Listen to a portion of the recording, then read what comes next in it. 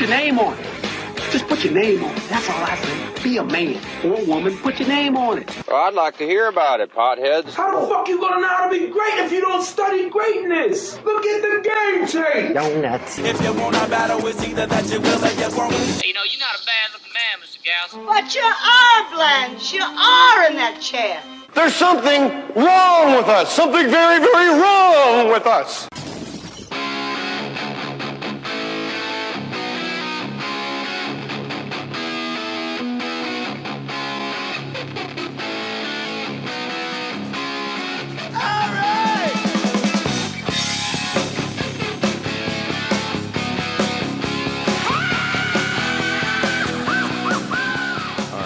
Jim Jeffries in the house.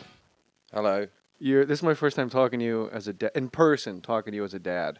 Yeah, that's true. Yeah, I've been a dad now for 2 months. November 6th, so you'll be, by the time this goes out, you'll probably be 2 months old. And your baby's name is Shaquille? Hank. Oh, Hank. What did I say? Hank Shaquille. Oh, sorry. Hank Lennon Jeffries. Lennon, named after the famous communist. And the Beatle, yes. Oh, both? Yeah, it's both. A twofer. Yeah, we put the I and the O at the end of it. Do you put umlauts over the O like Motley Crue? So there was no confusion. And Jeffries isn't even my second name. So he's got a different name from me and his mother. Really? Yeah, my real second name's Nugent, but I got a stage name. But Jim Nugent's cool. Yeah, well, my real name's Jeffrey Nugent. And Jim you just picked out of the air? No, Jim's my middle name. And then I was going Jeffrey Jim Nugent? I was going to call myself Jeffrey James, and I tried that for a week, and then I changed it to Jim Jeffries. That sounds like a gay porn star. Jeffrey James. Eat that mic for me. Yeah, No, I meant literally. I meant. I realized it came. I'm just a gay porn star. Eat that mic. Things overheard at a gay porn shoot. Eat that mic. Eat that mic's a good name for a porn movie. Eat that. Yeah, it'd be like Last Comic Standing with dicks. Yeah. I actually got given the girl who does my hair. Not in general life, but on the TV show. She is some connection to porn. She used to work in porn, doing porn hair. And so she brought me in a whole lot of free porn, and I've got a copy of Tosh Porno. Oh yeah? Yeah, where they just look at internet clips of people fucking, and he makes jokes about it while it's going on.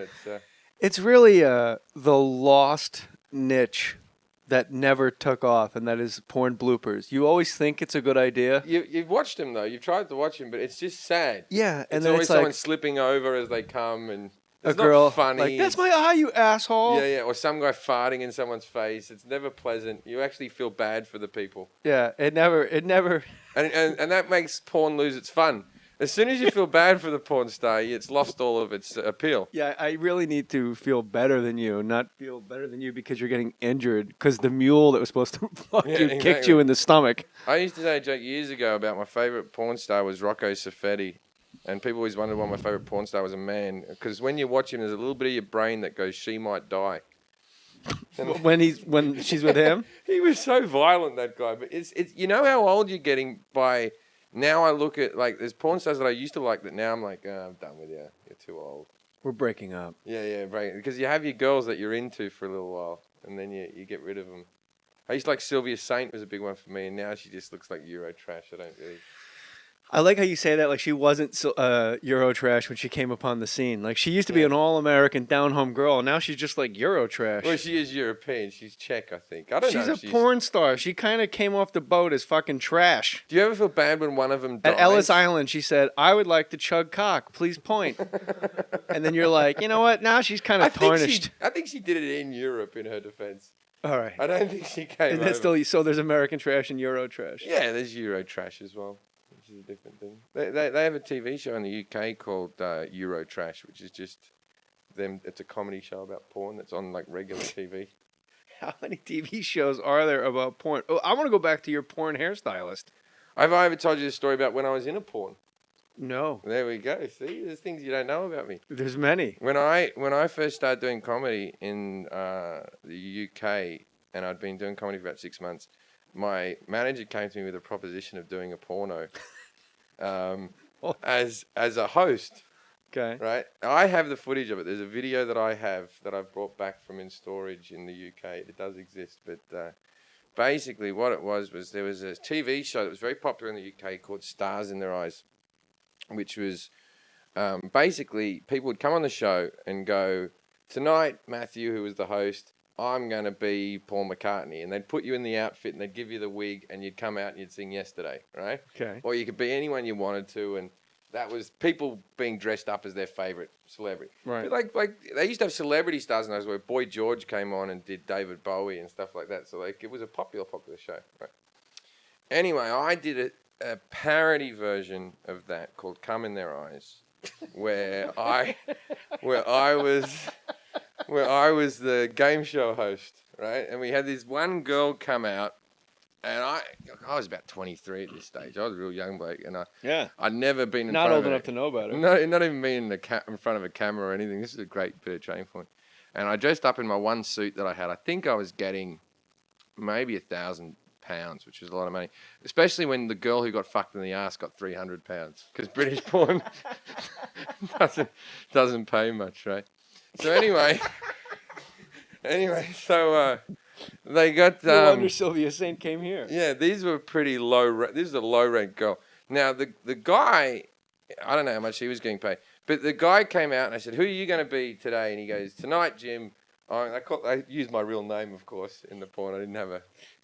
Anyway, he goes, "Tonight, Jim, I'm going to be Eminem," and this is back in the Eminem dungaree, like overalls, hockey mask, chainsaw era. Yeah. And right? what girl doesn't want to get fucked by that? Yeah, well, I'll tell you who. A girl that dressed as Britney Spears, and she came out in the "Hit Me Baby One More Time" with the pigtails and the pink things and that might have been Britney Spears, in all fairness. and the school outfit. And at that stage, those two had been slagging each other off in the media, so it was controversial, it was topical. And so he came out. It goes through the smoky door, and they come out dressed. And then I sort of went, well, do what you got to do. Then I fucking step off the set. And then I just sat there as they filmed these people fucking for about 4 hours. The guy left his hockey mask on during the whole thing and only lifted it up ever so slightly to go down on it, just so his tongue was poking out the bottom. Anyway, one of the coolest things about it, that I'll remember this moment till I die, right? That they were changing camera angle, not camera angles, it's fucking handheld, lighting or set or whatever. They were changing something around. And the guy's still wearing the hockey mask, and I'm sitting on a stool because I had an erection. I normally don't wear a suit. And like, if you never wear a suit, it feels like pajama pants, doesn't it? Like this flowy cotton instead of wearing denim next to your crotch. It was very awkward. So you can hide a boner in jeans easy. Just point it straight up. Yeah, but in a suit, it's... It's a big anyway, so I'm sitting there with my erection because I've been watching people fucking, and this guy in the hockey mask, he came and stood next to me. So I'm sitting in a chair, and at eye level, his erection's right next to my face, and he's just masturbating to stay hard, right? And I'm sitting there, and he's just chatting to people, and he turns to me and he goes, "Hey Jim, how'd you get into comedy?" And I went, "Oh, just did some open spots when I was at university, standard sort of thing." And he doesn't stop stroking, and he goes, "I don't know how you do that, mate. That's got to be the hardest job in the world." And they went back to fucking. Now, at the end of it, I don't know if people know the porn world as much, but the cum shots, these guys fuck so much, it's very hard for them to come using another person, So, what do you mean? Well, you know how sometimes, like, if you're fucking someone and you've been going out with them for long enough, you're a bit used to the cunt, and you're like this thing's not going to do it, but your hand can do different pressure, and your hand knows... Pulling your own nuts. Yeah, your hand knows what to do, so you might pull it out of your girl and wank for the last 30 seconds to finish the... Prostate massage. The gig, right? Yeah, whatever it takes. Give the undercarriage a bit of the how's your father. So anyway, they decided they're going to do the cum shot. So she just propped herself up, and it wasn't even like a bed. It was like these styrofoam blocks they were fucking on, right? So British. So she's like sitting on the edge of these things, and then he starts wanking in the corner. And as he gets close to coming, he just yells out, "I'm coming," right? And she sort of just perks up a little bit and sits on the bed waiting to get her 300 pounds worth of jizz in the face. And so he's doing that, and then I'm sitting backstage because I've got to come through this smoky door after he comes, and go, wasn't that brilliant? Well done, congratulations, right? So I was getting very nervous, and she yells out to him. She goes, you're a blobber, right? And he goes, oh, yeah, no, I'm a blobber, right? Because they'd worked together, but she was trying to remember whether he was a blobber or a shooter. Shooter obviously meaning that she'd have to get parallel with the cock so the cum could shoot into her face. Blobber, he means he dripped down, so she had to get underneath and do the tongue out. I didn't know all this lingo. I'm learning so much from Jim. I only learned it as So anyway, so he fucking shoots his what, and this is on film. Why are you writing any material when you can just say this on stage? Right, so I walk out and You're a blobber, right? and so I walk out and I go, wasn't that great? And I start clapping and I shake him on the hand. Right? And then I go to just natural. I just go, oh, I'll kiss her. Oh, Jesus, look at you. Get real close to kissing her on the cheek for whatever reason. And she's blobbed. Yeah. Then I put my arm around her and around him and go, that was another episode of Come in Their Eyes. Come and join us next week for another edition. And we wave goodbye like we're a game show. As the camera pulls away. And this was made for British porn channel TV. I don't know if it ever came out on a DVD, but it did air on television. I think it's on Epics. I once saw it on a hotel porn. You know when you Yourself? like, before I had a laptop, was that era where I was paying for hotel porn, or I'd bring magazines with me or anything. This is 12 years ago, and I paid for it in a hotel in the UK, and they just showed British porn, and I was on the thing. Did that make you less horny or more horny? How narcissistic I are you? still because I wanked when I wasn't in this thing. But the thing that was upsetting about it, I was doing a weekend at the club, and I went into the dressing room, and one of the comics who was staying in the same hotel just gave me this look that he knew.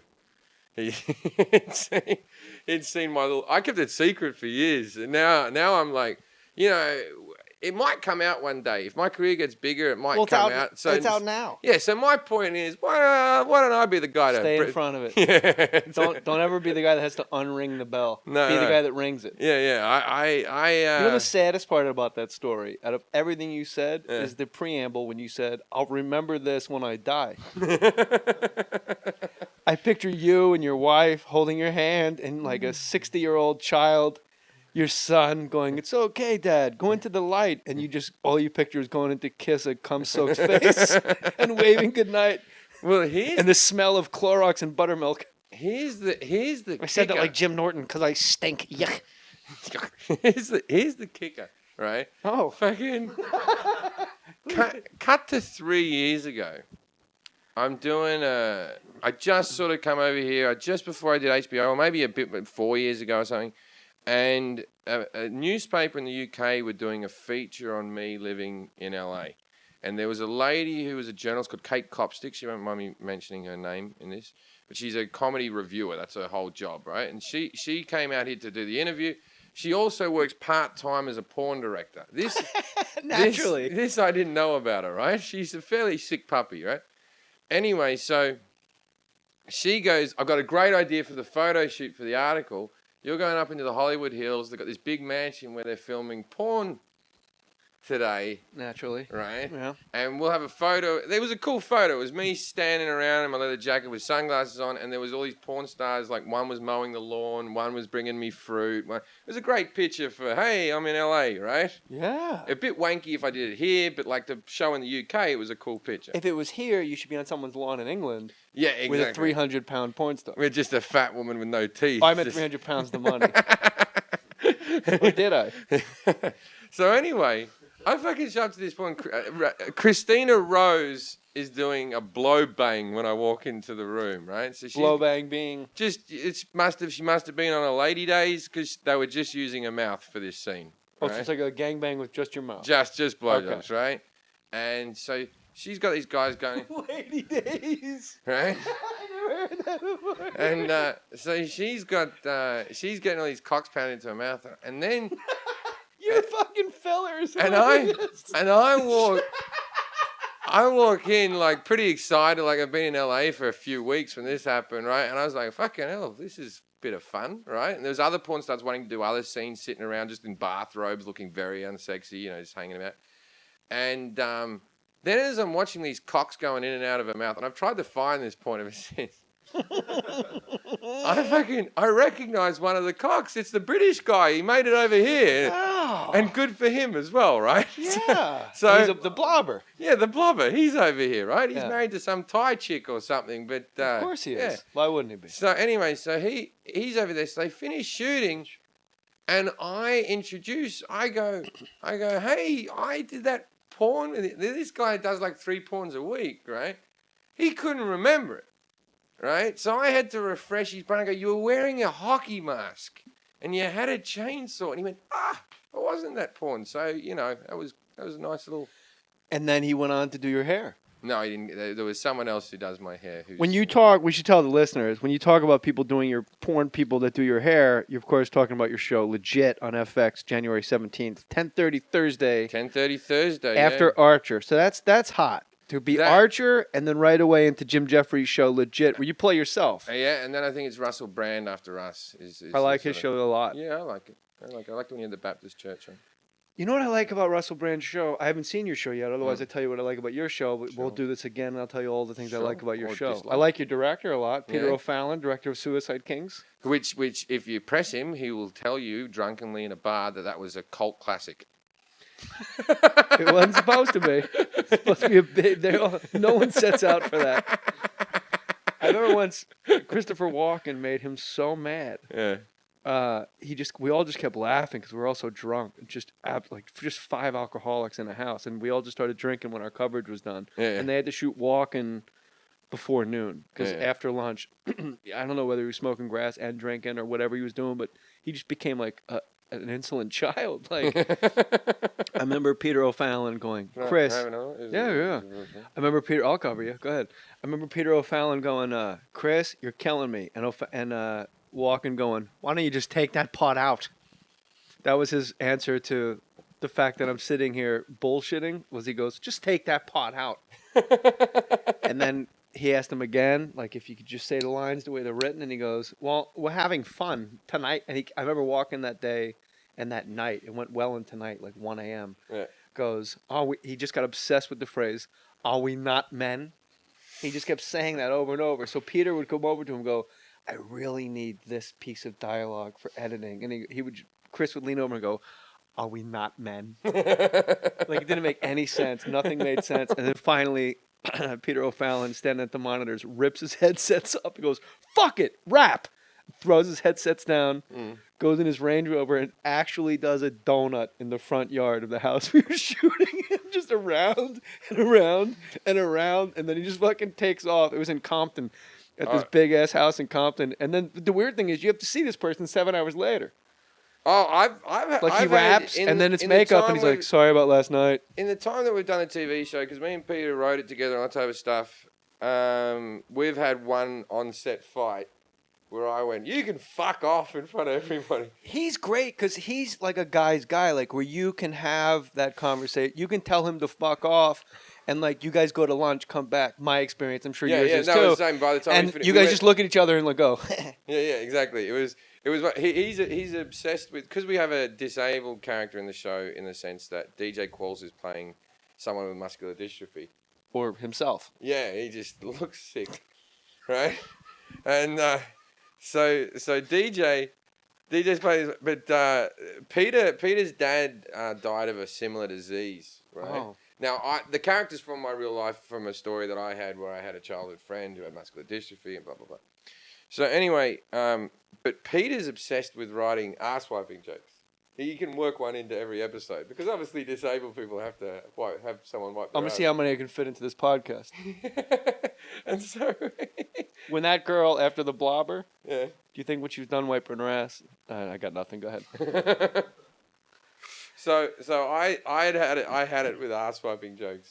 And then it was like, he did that. You know, these are my stories. What?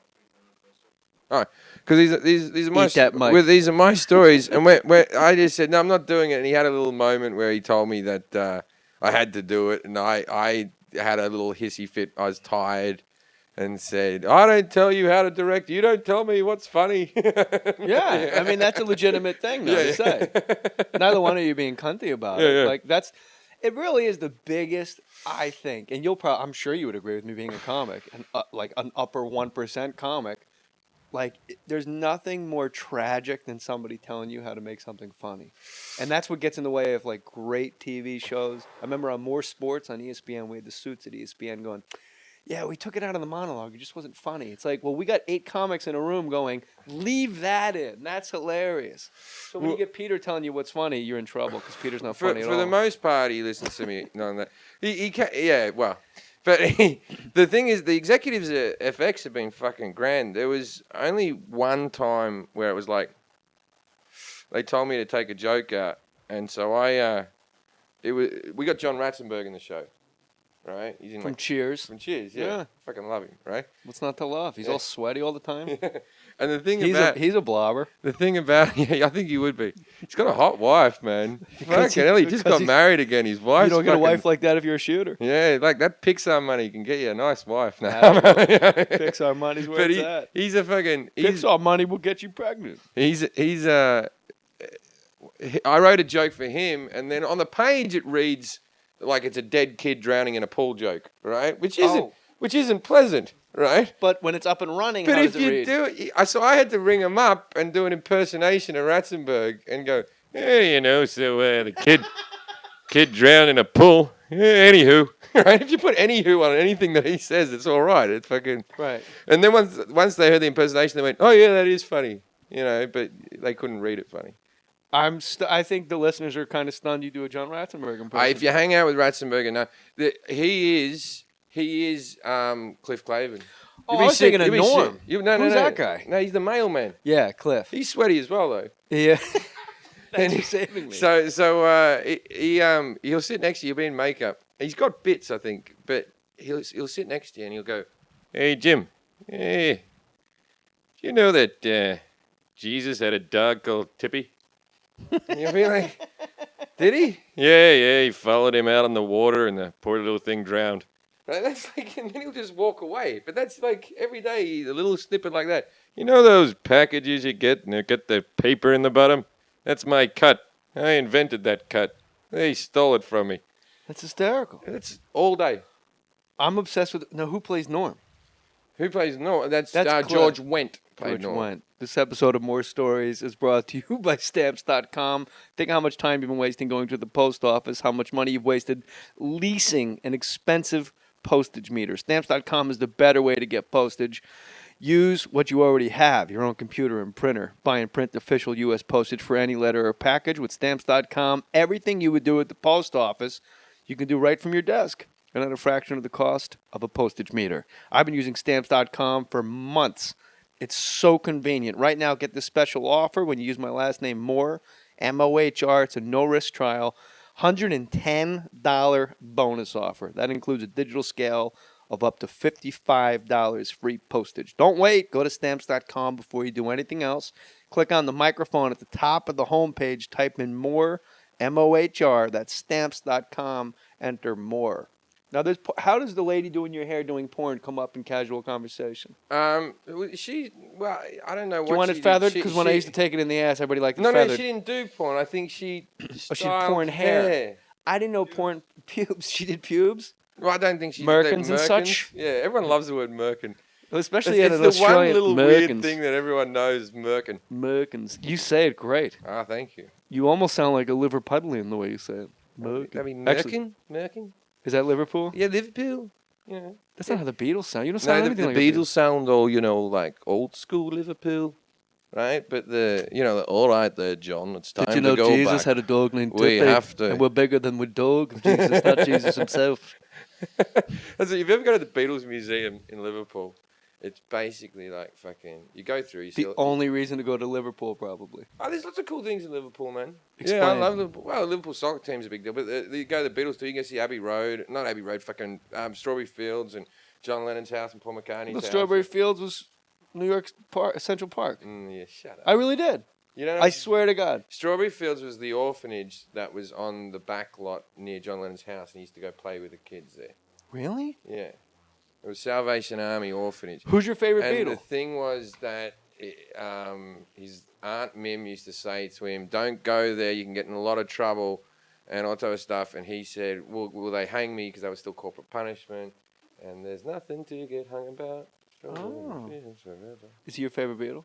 Yeah, I'm a Paul McCartney guy as well. I'm a Paul guy. But you know what? I think a lot of people give him a lot of grief. I loathed him, and the more I bathed myself in the Beatles catalog, I realized, oh, it's kind of 80% Paul. And also, Paul was the one that made him. The workload that came out was because of him. That's what I'm saying. If you watch the documentaries, there's this bit where Ringo's was like getting fucking wrecked with John, and they could tell every time that it was Paul ringing. They go, oh, it's him. The phone would ring. We have to get back to work. Yeah, he wants another album. And they've been wrecked in a house for 2 weeks going, fuck, he's calling. Do you ever see on The Family Guy when Peter Griffin was in the Beatles, and he goes, that's a great song you wrote, Ringo. We're going to put it right up here on the refrigerator where everybody can see it. And they just put his song like a fucking child art on the fridge. This is the thing, the museums, like, you go through and it's all the albums, the Beatlemania, and then going into Revolver, and then the White Album. And then at the end, it's like you go into their solo career. So the first room you walk into is just a pair of glasses that John Lennon was shot in, and it's playing John Lennon music and just all the John Lennon. It should be playing all John Lennon memorabilia. Too soon? No, too soon. Okay. It's not the Holocaust. No. And then the next one is Paul McCartney, and you see Wings, and on top of that, then George Harrison, you see My Sweet Lord. And then at the very end of the museum, just down the end of the tunnel, all you see is Thomas the Tank Engine. Oh, that's right. And a caveman poster for all of Ringo's shit. Now, you got a baby boy, so you're about to see the magic of Thomas the Train. And how important Ringo... Thomas the Train? Yeah, what do you call him? Thomas the Tank Engine. Well, here in the States, I don't know if you looked out your window, asshole. This is the fucking United States of America, man. And you guys had George Carling do it, didn't you? And Alec Baldwin. And you don't... See, this is the thing I don't like. That's the job I'm not kidding. He did the movie, though. Alec Baldwin did the movie. No, he's on the TV show, too. He did the Ringo, voiceover. Carlin, and Alec. Those are like the three guys. So like that's if I could land that gig, I'd be so happy. I liked it when you heard because in Britain they call him the fat controller, and you guys just call him the controller because it's not politically incorrect to call him fat. Right? But his name is. And the fat controller said, "All right, there, Thomas. Time to go back to the station." Right. Right, and but you guys just call him the controller. It's a bit weak. And Sir Topham Hatt in England, is he Fat Sir Topham Hatt? No, Topham Hatt. That's what you call him, Topham Hatt. He's the fat controller. Oh, okay. Yeah, his name's the fat controller. And why is it? What's the name of the fucking island they all live on?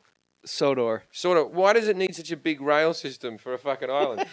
That's a pretty good point. You know what I mean? Like just a goddamn boomerang with supplies on it. Yeah, like you just need a UPS truck and a fucking. You need a boy running with a backpack. It's a little tiny island, and it's got everything. Every type of train, helicopters, and... Did you watch... How long has it been on the air in England?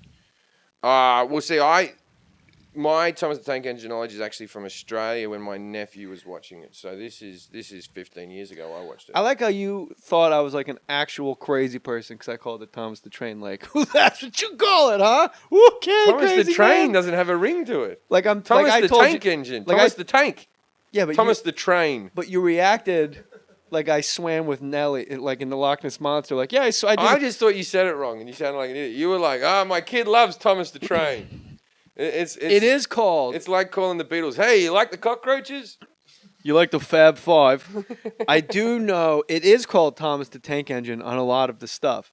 Now you got to make me look it up, you jerk. But it is also called. Am I crazy? What Google searches? What Google searches higher? Thomas the. Let's see, Thomas the, and what's the next word that comes out? Thomas the Train, right there, dude. Fuck off. Tank Engine's third. Thomas the Train Videos. Thomas the Tank Engine. Thomas the Blobber. Yeah, fucking hell. You think Thomas is a blobber or a shooter? He's got a lot of steam. He's a shooter. Yeah, total shooter. James is a blobber. Big eyes. And Gordon's a blobber. I don't know all. I can't remember. Sir Topham Hatt, total blobber. Yep. He's a total blobber. It's like a bird shit on your windshield when he lets it go. I don't ever. Yeah, my nephew got really. But there's a moment that kids give up on that, don't they? They just go. I don't.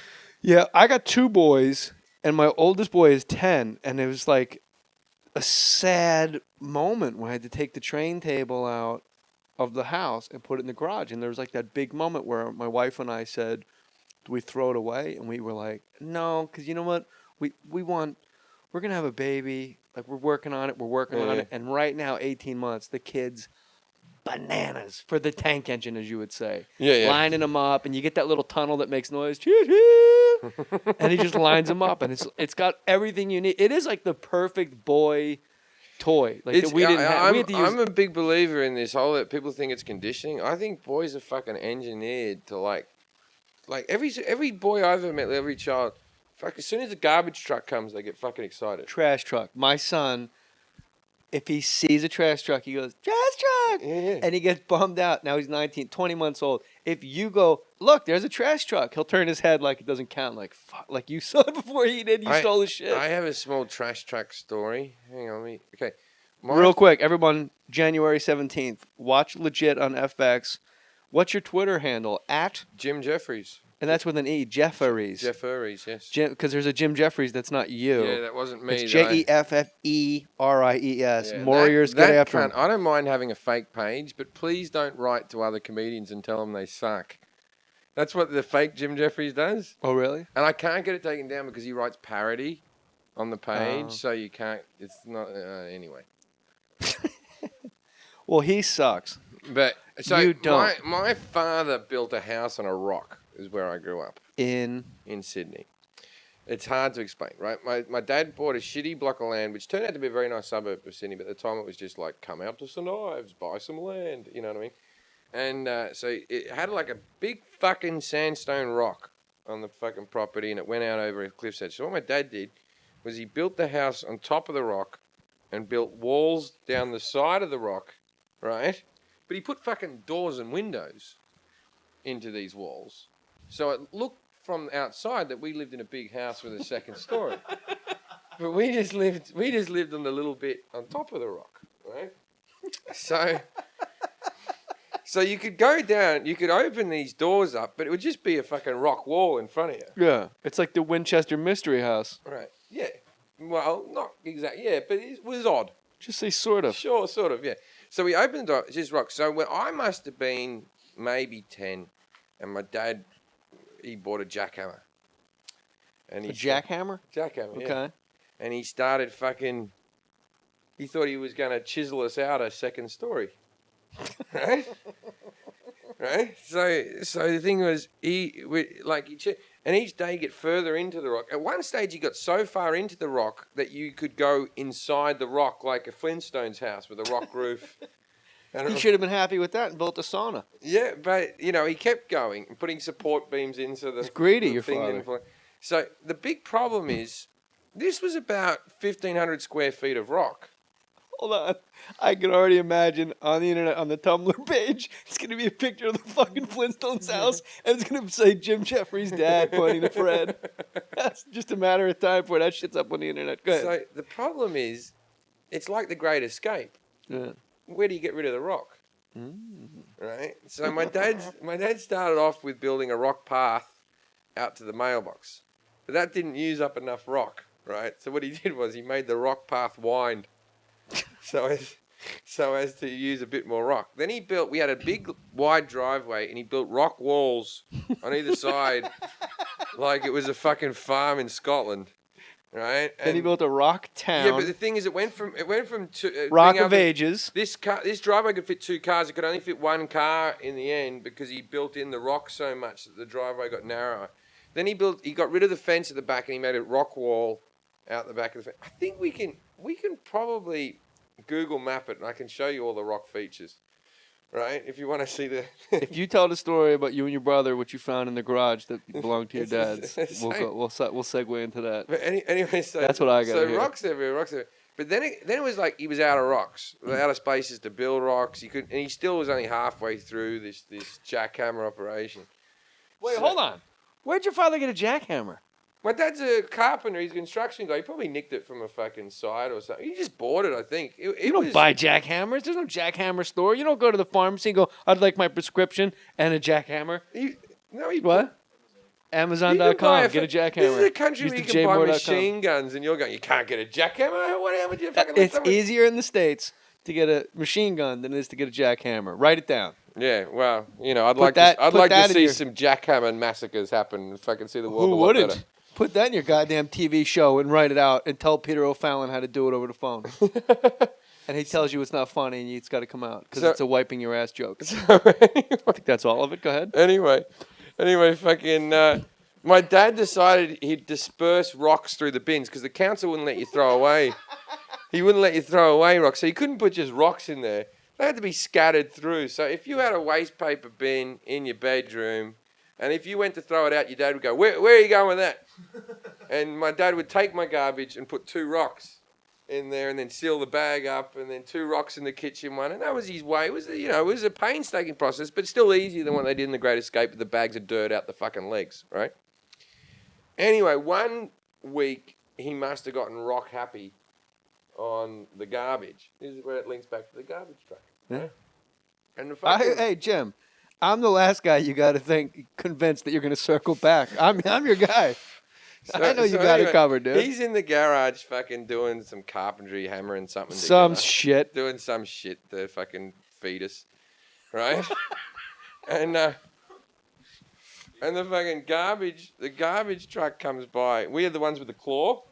Yeah. Yeah, they're the ones that lift up now like that. But we had ones that were a metal claw that came out. It was a round bin. Yeah. Round bin. It would claw the thing and then it would tip it back up. Very impressive to a kid. These kids today think they're looking at good garbage trucks. They got nothing on the old Australian ones. Anyway, this thing fucking picked up the bin. And this is a hydraulic fucking system. It should be able to pick up a car and crush it, right? Right. But it picked up the bin and went... and it couldn't fucking take it and it dropped it. The plastic bin cracked. It rolled over. So we lived in a big hill. And all these rocks started rolling down the hill. The garbage man comes out. I was at school when this happened. I missed all this glory time. I've only been told this by Dad. Right? And went, you always fucking do this to me, you bastards. And starts throwing rocks at the house. Smashing the windows above the garage door. Because we had these windows that had no purpose. They just... The windows that led to the rock. Yeah. So it's come full circle. Come now. full circle. The circle of life with the rock. Now, I've never told this story on stage because Throwing rock it at doesn't the have a rock. good ending except for my dad having some guy throwing rocks at him while he was trying to work and he's hitting the buzzer to make the roller door go down. But my dad built a house on a rock. That's so... now, where were you guys when you had the garage where you and your brother found a vibrating... That was the same deal. That was the same place where my dad was hammering where the rocks were thrown. The garage was always there. It was attached to the end of the rock. And then Will you tell that story? I know it's on your show, your HBO special. You can truncate it, make it a short version. You can say no, too. The problem is that's a lot of acting in that story. I got to do the run. I got to do the, hey, what you got there? That's the best bit of that story. Just say a little of it. The basically what happened Look how was... happy I am right now. Basically what happened was... Damn, you funny bastard. Me and my brother used to go out into the garage a lot because there was 4... I'll tell the real story, not the stage story. How about that? Sure. Yeah. So we used to go out to the garage because there was 4 porno mags out there that my dad had hidden inside like fucking car journals. Like, and these were like Playboys from the 1970s, like big hairy muffs. Big bush, yeah. Yeah, and so I used to... Bush, yeah. My brother used to go out there and fucking masturbate to these fucking... So we were often in the garage doing stuff, right? Yeah. Now on stage I tell the story like... On stage I tell the story like we were emptying out the garage, but the truth of the matter is my brother found a vibrator in a box. Right? It was in a box with a whole lot of other things. Now, did you live alone with your father? No, my mother was still there. Oh, okay. Sure wasn't the jackhammer? No. Oh, my God. It was an attachment. It was an attachment with a jackhammer. Matty boy, you've done it again. So we find this vibrator, and then we didn't know what it was. I was very young. It wasn't like dick. It was like one of those old, like one of the ones you get now, which is just like a white fucking tube, you know, with a thing on the end. I like. You said tube like it was the most disgusting. A tube. Like, ugh. So that was great. So fucking tube. So my brother sees it and he shows it to me, and we don't know what it is. Maybe me. I might have asked Dad. I said, "What's this thing, Dad?" Like next time we saw him. And then Dad went, "Oh, bloody hell! Oh, Jesus! Whoa! What do you got there?" Oh, that's a great impersonation of my dad, by the way. And then he goes, "It's a back massage. You just massage things with that." And he turns it on, and he. And now, as a father, I can see why this would have been funny to him to stand in front of his kids, because we didn't know what the fuck it was, and to go, "Oh, that feels good. Oh, so relaxing, very relaxed, feeling good," right? So he does that, and then he puts it back in the box, and then he thinks we're done with it, right? Cut to maybe 2-3 days later, my brother Scotty comes out to me and goes, "Jim," well, Jeffrey back then, "garage," right? And so we go to the garage. House meeting, right? Yeah, so it was above the cupboard that had the 4 porn magazines. And we climbed on boxes, and he got right up there and he pulled it out. And he did the thing, anyone who has an older brother will know what I'm talking about, is the you push me first on the swings, and then I'll push you, right?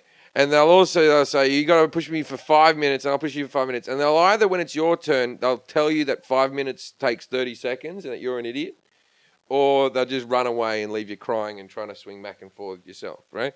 So my brother did this. You massage my back, and then I'll massage your back, right? We were in the dark. I think it was the middle of the day, so it was bright outside. So we're in the dark of this fucking garage. My dad also had a pit in the floor to work in his car. We jackhammered a hole in the floor of the garage. I think your dad killed women. Yeah, so he still might. Anyway, I'll tell you a story about that in a second. Anyway,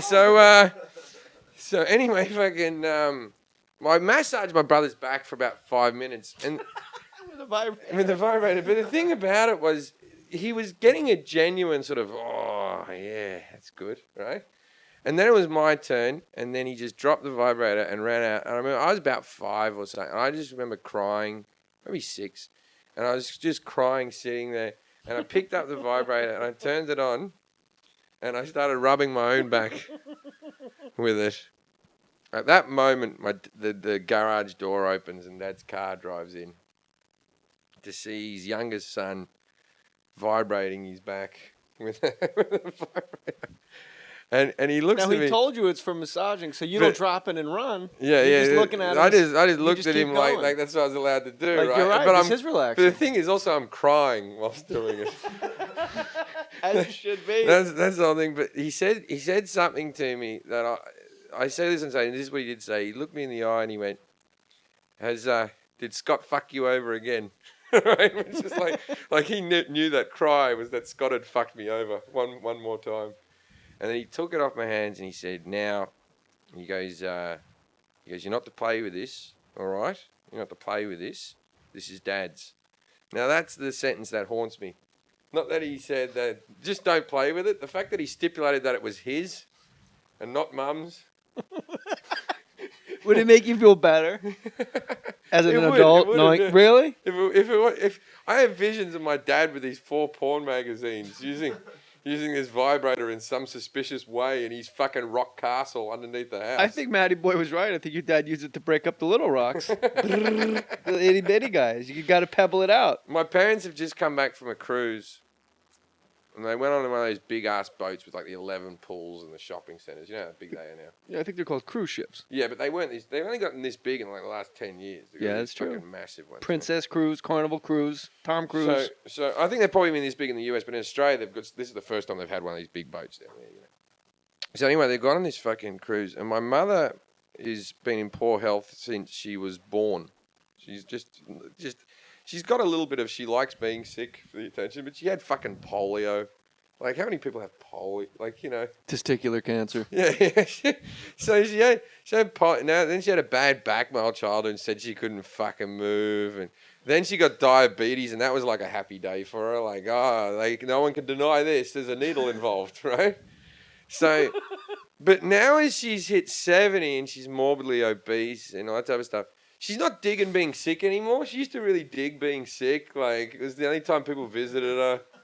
Right? Yeah. And now she's like, fuck, I might actually be sick and I might fucking die, right? So she's not digging being sick like she used to. So anyway, Not that much attention because at 7 you're kind of supposed to be Yeah, sick people now. are like, yeah, At you- 30, when you got fucking scurvy, Yeah, people are ex- like, oh, that's too bad. I'll she's go got visit her in scurvy. the hospital. But when you're 70, you're like, yeah, well, she's old. So 2 Christmases ago now, so a year ago now, I was over there and she's walking along with a fucking saucer, you know, a little plate. You call them saucers here? Yeah. Yeah, okay. So a little plate, right? She walks past her cuckoo clock on the fucking hour, which we all know is dangerous. Right? Right? And this thing startles her. I right? never thought of it till that exact moment, but I'll never not think of that ever again. And so the thing goes cuckoo and comes out and she goes, whoa, and shits herself a little bit and falls over and she falls into this fucking plate. So the little plate goes into her knee, shatters, and this fucking saucer slices up into her leg and she's just laying in a fucking big fat woman, can't get up, fucking puddle of blood everywhere, fell into a fucking plate, right? And so I'm due to come back for Christmas. My dad's picking me up. Dad's picking me up from the airport the next day, and he rings me as I'm about to get on the plane. He goes, "Oh, your mum's not going to be here for Christmas." I said, "What happened?" He goes, "Oh, she fell over on the hour, and a plate went into her leg. And you don't want ceramic's a real nasty cut, I got to tell you." And he goes, she was bleeding everywhere. He goes, the ambulance came. It took fucking 3 of them to lift her up on a stretcher. There's bloody blood everywhere. But he goes, on the upside, they said I did a remarkable job bandaging that up. They were really impressed with my work. He was just so proud of Your his... dad sounds very British. Is he British or Australian? No, he's Australian. And so he goes, oh, so, you know, I stitched that up.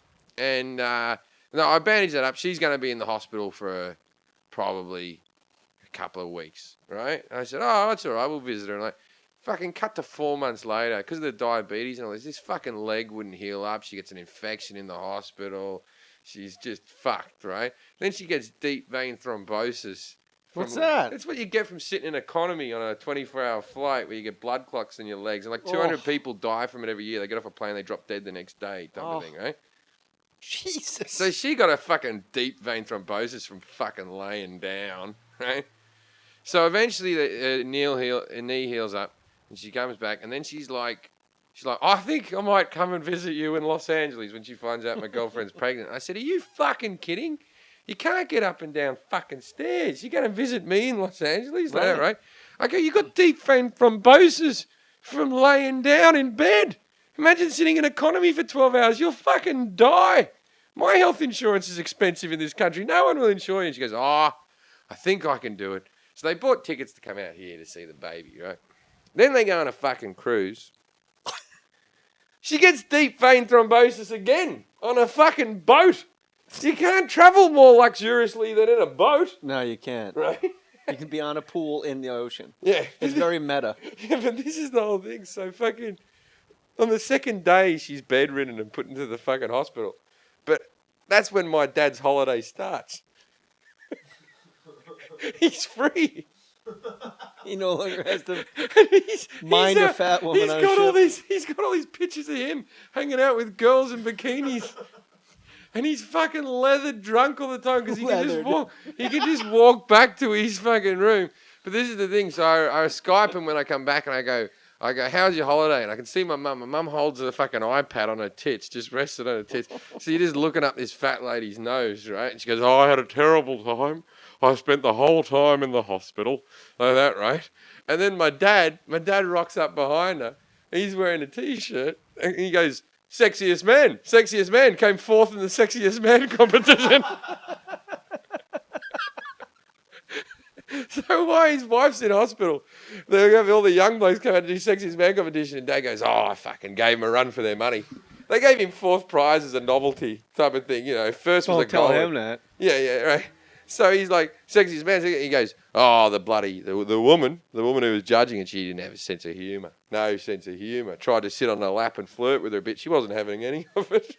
This is on the ship? This is on the ship. And there's a hospital on the ship for Yeah, your of fat course, mom. for fucking who had old people thrombosis. dying and shit. So your mom is, how much would you guess pounds that she Well, weighs? she's probably 250 now, but she was well over 300 With years ago. But thrombosis. because she's been sick and how in did she hospital. how did she wipe her ass? What's that? How did she? With great difficulty. I don't know. I have visions of that woman's ass from my childhood, because there was no towel that wrapped around them that they made in Australia, right? And the bathroom to her bedroom was maybe a 12-foot scurry, right? that passed by my door, right? And she would just. I've never seen Matty Boy laugh this hard in any interview. She would just hold the towel over her tits and sort of drape it down over her stomach. And she had that stomach that split in two. You know, you get the double stomach where it goes, we can't buoyance as one fold. We're going to separate. And, yeah, for safety. Yeah. And she does this fucking... Pontoons. She does this scurry. She would, like as dainty as the hippos in Fantasia. You know, like in the tutus. You fucking jerk. And she would scurry across. So I have the vision of that ass tattooed. I'll tell you another story about my mother in a way. Because the thing is, she won't listen to this because it's a podcast. She won't get to this one. You guys have to watch Jim Jeffries' show. Make it a big-assed hit so this prick could get paid for the rest of his life, because we can't have him stop telling me stories. Second season, we're going to bring in a character as my mum. Or right? don't watch his show, so it's a failure, so he has to go back on the road and go to your town to tell the stories. I'll still be on the road. Okay, then watch his show, January 17th, 10:30 at night after 10:30 at night. And it's, if you like my stand-up stories, they're all just direct stories from my stand-up, man. Oh, it's that time of year. Create your own calendar, you guys, for 2013. Personalized calendars are cool. Don't get the one with the stupid kitty on it that says Mondays are a bummer. Make one with you, your family, your business. Do it at Vistaprint. Vistaprint is cool. Personal photos, text images, captions, notes for special dates. Any starting month you want, I would suggest January. Personally, it's fun, it's unique. Listen to this word, affordable. It's a great gift for your customers. If you're running a business and you hand somebody a calendar and you can black out dates that are important to your business, think about that for a second. February 8th, you got some big sales conference, you black that out. People know it's happening. The employees can never say, I didn't know about it. Yes, you did. It was on the Vistaprint calendar. Nice try. You're fired. Wall calendars, desk calendars, poster calendars, wallet calendars, magnet calendars, card calendars, calendar calendars. There are even calendar calendars. Choose from hundreds of calendar templates. Very easy to design and order. All of these, including wall, desk, poster, wallet, they're 50% off, and you get free shipping on your entire order if you spend more than $30. $30, that's it. Go to www.vistaprint.com/more stories to get this incredible radio offer. Just go to www.vistaprint.com/more stories. Satisfaction guaranteed. If you're not happy, they're going to make it right. No risk. Do it. Vistaprint.com/more stories. You've been told what to do. I think you stole your stories. What? We were talking before off mic how people go, your show about yourself. You stole that from Louis C.K. Yeah, because he plays himself as well. You stole your show from Louis C.K. Like you're being accused by assholes on the internet of stealing your own life. You're a fucking lose-lose. You can't win. So I had a girlfriend I lived with in the UK for 4 years, and I thought I was going to marry her really, but she left me. She left me one day. I came home and the fucking house was empty. But that's another day. Is this the one that you got the home invasion with? Yeah, same. All right, yeah. we remember. That's episode 4, the home invasion. Yep. Although I've watched it, it's a very comical version of the break-in. I love when they go, give us the drugs, and you and your friend are just smoking a joint on the couch, and your buddy just hands the joint to the guys because they thought you were a drug kingpin. That's dead set in the show. That's such a great. Oh God. But anyway, so. That story works really well for me on the road. So I bring the girlfriend back to Australia, and And like, How long a flight is that from England to I'll Australia? tell you another story quickly right. before this, which is that my pregnant girlfriend, it happened very quickly. We met on the show in the pilot type of thing. So I bring her back when I know she's knocked up, and I thought, well, I'll tell my parents to their face with her sitting there, right? Because I'm having an illegitimate child, which they'll be very proud of, because my mother has aspirations of being more posh than she actually is. And anyway, She should have aspirations of being thinner. Well, no, she gave up on them years ago. All right. Anytime you find chocolate under a sofa that's hidden. Anyway. So she's gonna be posh and fat. My brother Fosh. had wrote a map of the house, which detailed where all the chocolate was hidden, right? And he had all the use by dates written next to it on this blueprint that he fucking got. and our theory was that if it hit the use by date, then she'd forgotten where she hid it, right? Like you could lift up a picture like this, and chocolate would just fall out. The fucking Your house sounds like it's like being like in Goonies. It Like was. It was similar to that. There's like rock formations so and trash trucks with hydraulics Anyway, breaking my down, fucking- chocolate treats. hidden everywhere. My girlfriend's Canadian, right? She's an American now, but she's from Canada originally. They're never not Canadian. Yeah. So Whatever she tells you. she's from Canada, right? So we get picked up at the airport. I go, you've met Kate, right? Yeah, We're sitting in the she's back, great. and we're sitting in the back of this car, and fucking my dad goes, "Oh, you're Canadian, eh? Canadian." Oh, yeah. He goes, we were at the zoo. Where the fuck is he heading with this? we were at the zoo. Me and Carolyn were at the zoo, and we met a Canadian girl as a backpacker who was there by herself, right? So we took her around Sydney. Like, who the fuck is this 20-something-year-old who gets in the car with my 70-year-old eccentric parents? Because she knows your dad took 4th place in the sexiest man contest. Exactly. She knows a fucking hot stud, a shooter when she sees one. That guy's a straight shooter. So she goes, That's all there is to it. This is my he new goes- voice, man. He goes like this. He goes, we took her all around Sydney. He goes, oh yeah, we took her down to Bondi Beach. We took her down to the beach. And I'll tell you, all she wanted to do, Kate, all she wanted to do was she wanted to sunbake topless, because you can't do that in Canada. I learnt that. You can't do that. You can't, can you? I don't know if Canada's known for its beaches, first of all. Right? You can't do that in Canada. But here in Australia, you can sunbake topless whenever you want, Kate. So if you wanted to do that. Oh, no. And I'm sitting there That's going. not creepy at all. He's just met her. We're driving. I'm sitting there going, oh my God. And I went, Dad, can you stop? Please, just stop. Right? And then my mum thinks, I'll fix the situation. And my mum goes, oh. She goes, I haven't sunbaked topless since my early 20s. Oh, I'm too big to do that now. But you could do that, Kate. You have a lovely figure. So now your mom's in on the sunbathing topless. Fucking creepy, like a couple of serial killers. Anyway. With a pit in the garage to keep Kate after they chop her up with a jackhammer. So anyway, fucking my other girlfriend from years ago, I bring her back to Australia, and I think, all right, introduce her to the parents. And I think she's probably 25 or something. I may be 28 at the time. And how old are you now? I'm 35. Just checking. I remember I was 30. I was 30 and she was about 25. Yeah, because it wasn't that long ago. So I bring her back to the house, and we got Steve is the bloke that lives next door, and Steve's a boat builder, and he's lived next door to my parents for 45 years, right? And It's a big boat. Yeah, and they fucking Dad and Steve get along.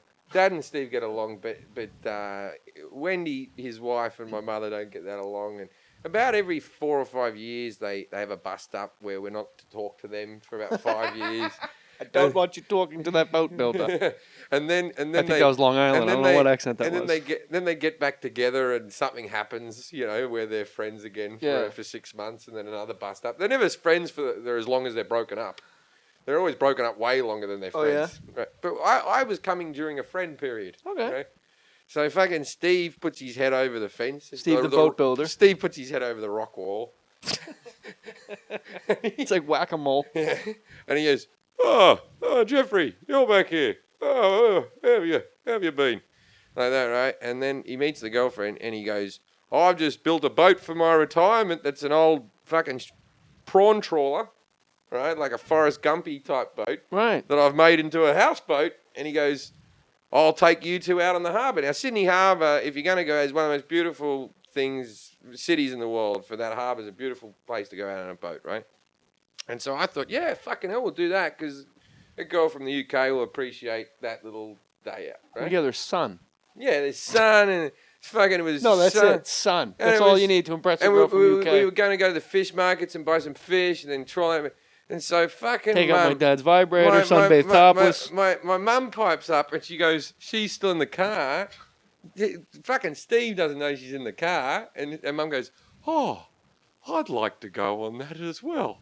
We'll all make a day of it, right? Oh, no. And I'm like, and Dad's like, oh, fuck, this will end in tears, right? so we go down to the boat. We go down to the boat, and the first bit is because it's a prawn trawler, it hasn't got a little door in it. You got to put your leg over. Like a hippo in Fantasia. Yeah. So we get Dance there. onto the boat, We cunt get that. there. There's a 2.5 foot railing. There's our first obstacle, right? Everyone else has jumped on. We're on the boat. Oh. So I lift a leg. Dad lifts a leg. No. She slides in. Oh. Slide. Right. No one's ever slid into a prawn And trawler she's just before. sitting there. She's just sitting there like, oh, that was hard work. So we go out in the boat. We have a lovely day, and then we're coming back through Sydney Harbour back to to Lane Cove where he's got his boat moored. And I walk past the galley, the little bit underneath where he's put a little bedroom and a little bathroom, and I hear Steve, he did it right. I hear some crying. And I poke my head down. And there's Mum sitting on the side of the bed just, oh. And I said, what are you crying down here for? What the fuck are you doing down here? And she goes, oh, now you got to remember that it's like basically a staircase that's it's like a slight slope, and it's about that. It's about maybe 2 feet wide to get into this area. Yeah. We were on the boat for 5 hours. She needed to piss, right? And the panic set in. She had to. She couldn't just piss upstairs, so she went down into the boat, which was 5 steps down into darkness. Got down there. As soon as she got down there, panic set in that she'll never be able to get back out. Right? She goes, I'm stuck down here, and I'll never get back out. And I went, oh, Where's bloody the hell. piss? It was the toilet. So Oh, I okay. said, You left that part out. And I went, Just pissed on and the she floor. goes, I said, so what?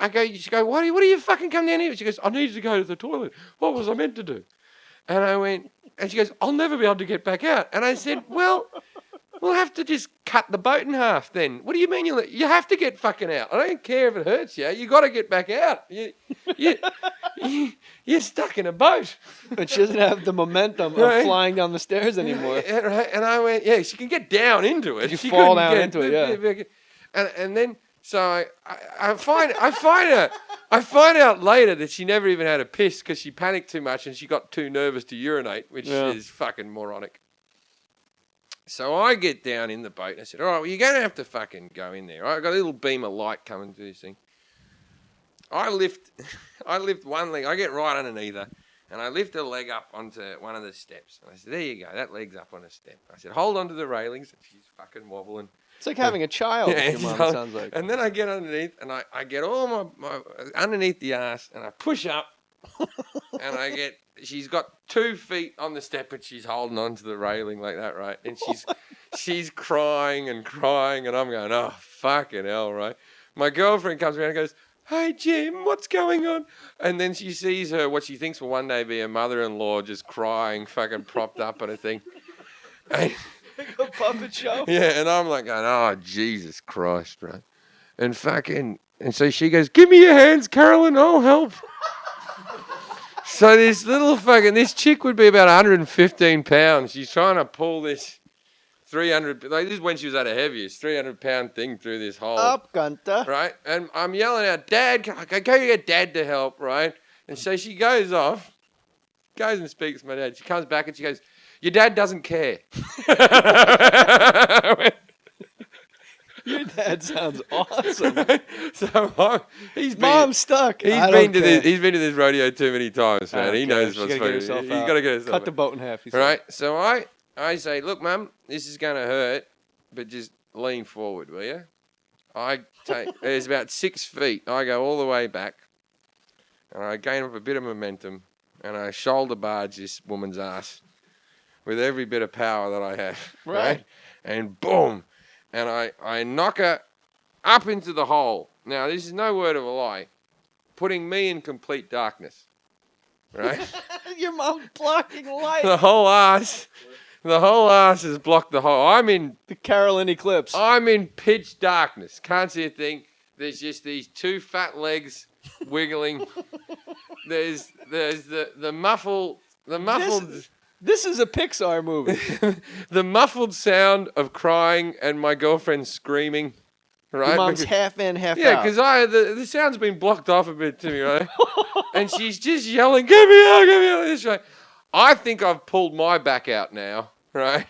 So I'm sitting on the side of the bed, just going, "Oh Jesus!" Right, sweating. I run up. I do another. This time I have to jump into it because she's gotten a bit of height. I jump. I'm inching her ass out of this hole, just bashing into it. Right. I'm bashing into my mom's It's ass. like the opposite of birth, right? Right? Oh my god. So I'm Throwing jumping myself into my mom's holes. So I'm just bashing into it. She's screaming like this. Steve walks around the corner. He's leathered. Now, Steve's actually given up alcohol since this, but Steve's drunk on his boat, and he says the immortal words. He says, "Look," because the young lady's trying to pull her out, he goes, "Wendy, come and have a look at this. It's like when Winnie the Pooh gets stuck in the tree and Piglet tries to get him out with a stick."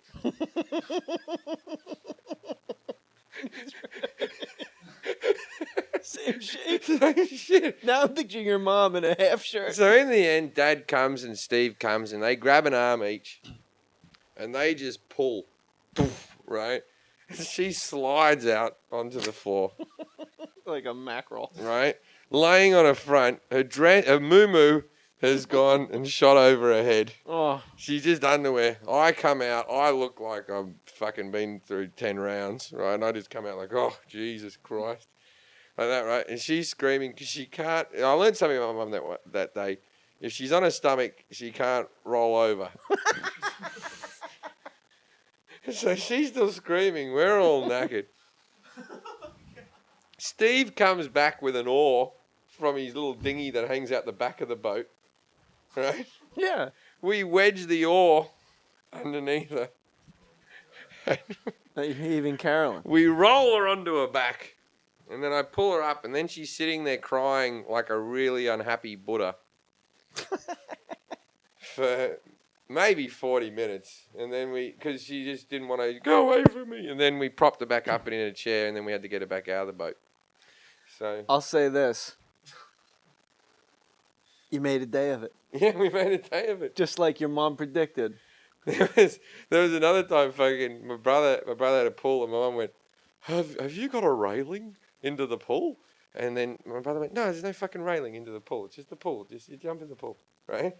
And then she was like, can you put a railing in before I visit? And he goes, I'm not fucking putting a railing. I have to drain the pool.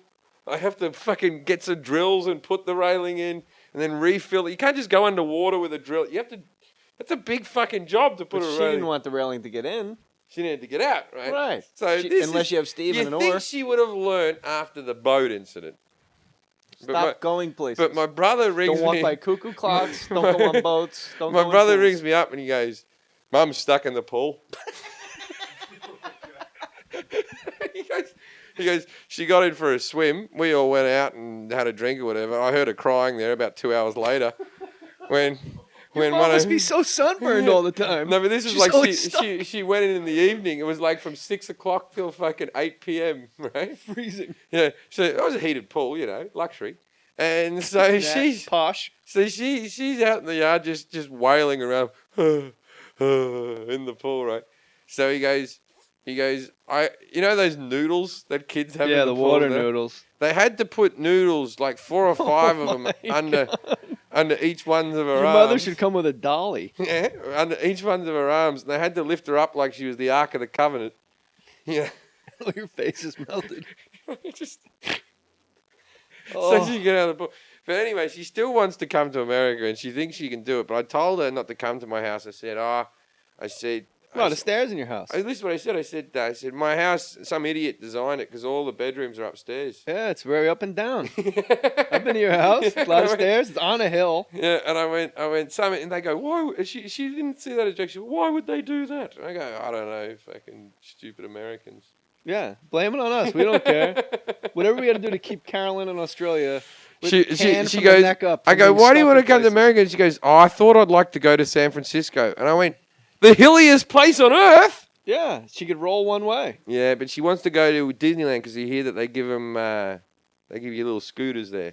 Let me tell you something. If your mom's as obese as you say, Disneyland is the perfect place for her because that is filled with fat fucking people drinking Mountain Dew all day long on those scooters. Those people who have got the scooter and you look at them like they've eaten themselves off their legs. Like, but it's like some of them aren't even that fat. It's like they're really embracing disability. Yeah, like, Jim, you understand? We live in a country where there's guys that have lost their legs by stepping on explosives in Afghanistan. These people are on them because they fucking love cheese. Yeah. And Mountain Dew. Not Diet Mountain Dew and cheese. And they have cheese and Mountain Dew in the cup holders and a big giant hot dog on a stick. Well, you're right. They deep embrace fried it. cheese, It becomes like this bizarre disability, like, oh, you know how it is with me. Well, I wish my mother would embrace it. I wish my mother would just go. Your mom wants to go to Disneyland because they have scooters. Like, to her, that's the ride. No, my mother lies about her eating. She goes to me. Oh, she likes the teacups as well.